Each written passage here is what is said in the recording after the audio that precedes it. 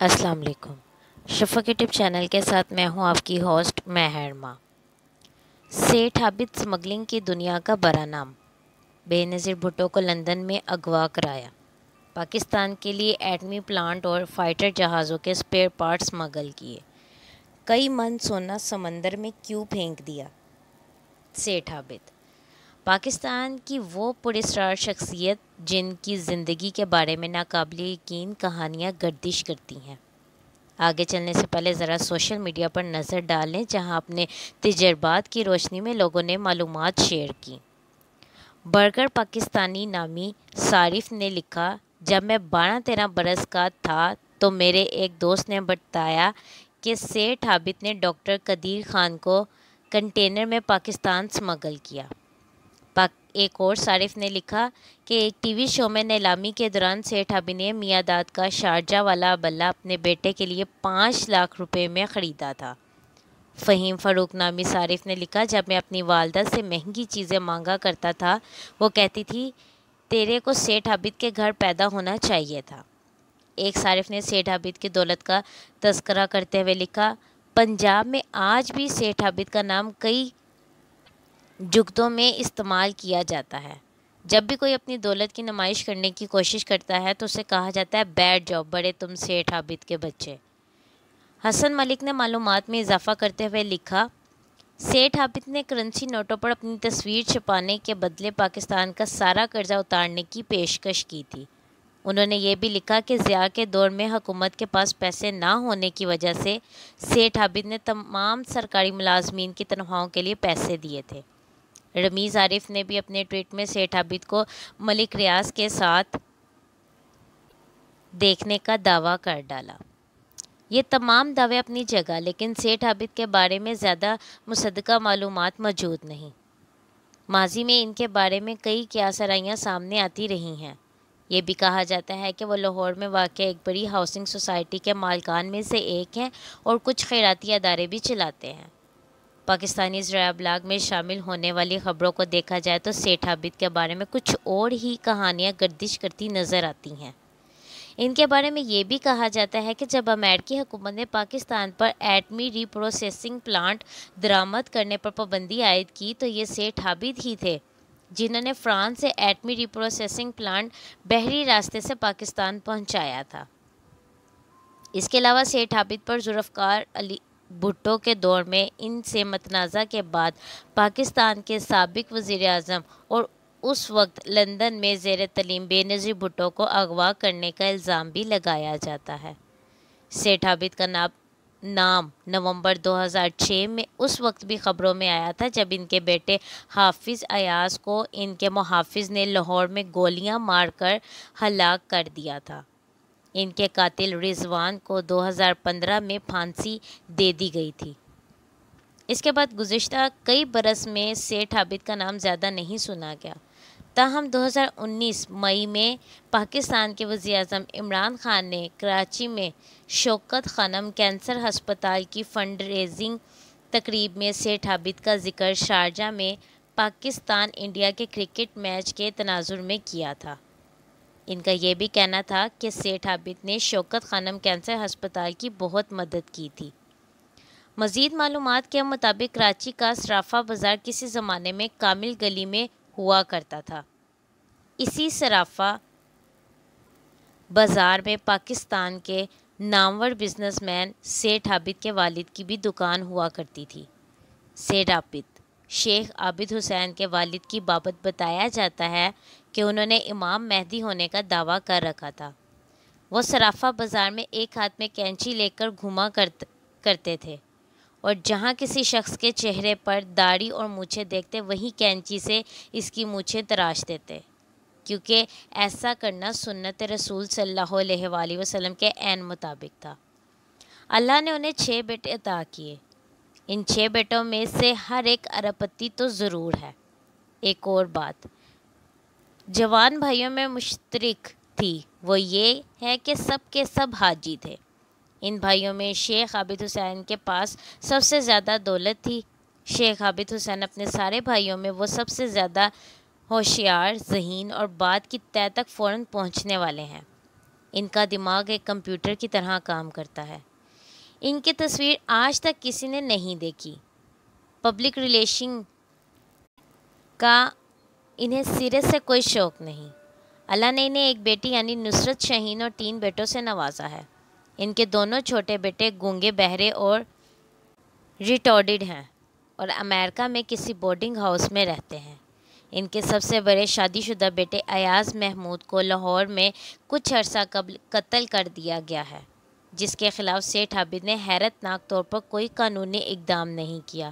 ان کا یہ مرحوم بیٹا حافظ قرآن تھا اور خالق دینا ہال کراچی میں نماز تراویح پڑھایا کرتا تھا۔ بہت کم لوگ اس حقیقت سے آگاہ ہیں کہ جب امریکی حکومت نے پاکستان پر ایٹمی ری پروسیسنگ پلانٹ درآمد کرنے پر سخت پابندی عائد کر رکھی تھی تو یہ سیٹھ عابد ہی تھے جنہوں نے فرانس سے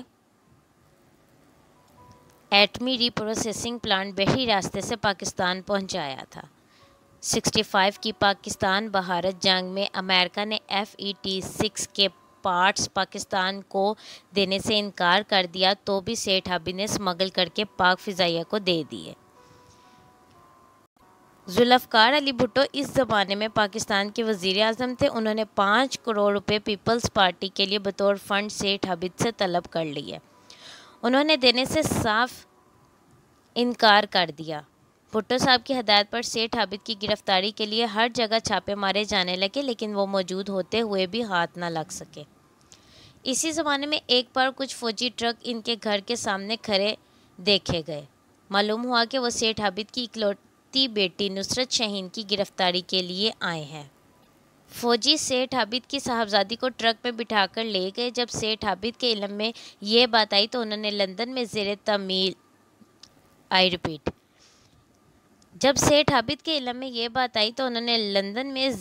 تعلیم بے نظیر بھٹو کو اغوا کرا لیا۔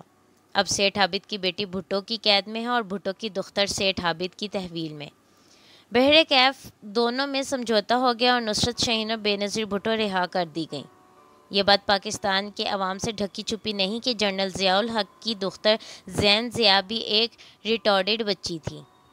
اسے بھارتی اداکار شتروگھن سنہا بہت پسند تھے، لہٰذا جنرل ضیاء الحق نے اپنے گھر کے دروازے ان کے لیے کھول رکھے تھے اور وہ جنرل ضیاء کے ہاں ہی قیام کرتے تھے۔ ممکن ہے آپ کو یہ جان کر تعجب اور حیرت ہو کہ بھارت کے خلاف محمد احمد قصوری قتل میں سلطانی گواہ بننے والا شخص مسعود محمود بھٹو صاحب کی بنائی ہوئی فیڈرل سیکیورٹی فورس کا سربراہ اور سیٹھ عابد کا حقیقی برادر نسبتی سالہ تھا۔ بھٹو کے مقدمے گواہی دینے کے بعد وہ امریکہ چلا گیا، وہیں اس نے اپنی زندگی کی آخری سانسیں لیں۔ ادھر سیٹھ عابد کے دونوں بیٹے بھی جو امریکہ میں مقیم ہیں ریٹارڈڈ ان دنوں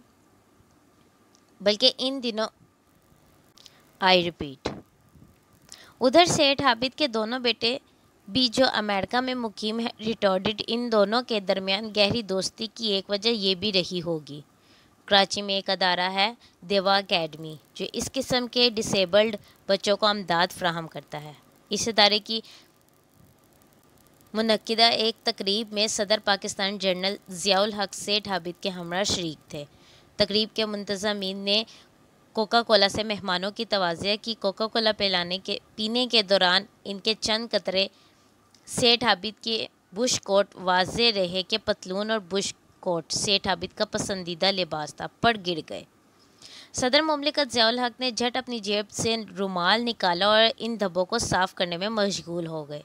خیر، سیٹھ عابد اور قاسم بھٹی خلیج کے کسی ملک سے سونا اسمگل کر کے پاکستان لا رہے تھے کہ جنرل ایوب خان نے 1958 میں مارشل لا نافذ کر دیا۔ دونوں نے مل کر بحیرہ عرب میں اس اسمگل شدہ سونے کو چھپا دیا۔ قاسم بھٹی کی وفات کے برسوں بعد سیٹھ عابد نے سپریم کورٹ سے اس اسمگل شدہ سونے کا مقدمہ جیت لیا اور یہ سارا سونا اس کے قبضے میں آ گیا۔ یاد رہے کہ اسی قاسم بھٹی نے کراچی کے ایک معروف ہوٹل فریڈرکس کیفیٹیریا میں صدر سکندر مرزا کی اہلیہ ناہید سکندر مرزا کو سونے کا ہار بھی پہنایا تھا۔ سونے کے بعد سیٹھ عابد نے غیر ملکی کرنسی کی اسمگلنگ کا کام شروع کیا تھا۔ آج کل وہ بالخصوص کراچی میں پراپرٹی کے کام سے وابستہ ہیں۔ صدر میں واقع ریجنٹ پلازا ہوٹل کے مالک فیروز الدین باویجا ان کے گہرے دوستوں میں شمار ہوتے ہیں اور سیٹھ عابد اپنی شامیں اسی ہوٹل میں گزارتے ہیں۔ سیٹھ عابد نے اسمگلنگ کے حق میں کئی فتوے لے رکھے ہیں۔ ان کا کہنا ہے اسمگلنگ قانونی طور پر ایک جائز عمل ہے، یہ کوئی جرم نہیں ہے، اسے جرم بنا دیا گیا ہے۔ واضح رہے کہ سیٹھ عابد کے کیریئرز میں بھی آج لاکھ پتی اور ساتھی بھی کروڑ پتی بن چکے ہیں۔ شیخ عابد حسین کا آبائی تعلق پنجاب کے ضلع قصور سے ہے، جہاں کے بابا بلے شاہ، ملکہ ترنم نور جہاں میتھی اور خسے یعنی میتھی اور خسے دنیا بھر میں مشہور ہیں۔ شیخ عابد نے لاہور میں ذہنی معذوروں کے لیے حمزہ فاؤنڈیشن اور قصور میں ایک اسپتال بھی بنوا رکھا ہے، جہاں مریضوں کا مفت علاج کیا جاتا ہے۔ وہ اردو اور پنجابی کے علاوہ میمنی بولی پر بھی مکمل عبور رکھتے ہیں۔ کسی زمانے میں آئے چند ریگر روڈ پر واقع عمارت یونی ٹاورز میں ان کا دفتر واقع تھا۔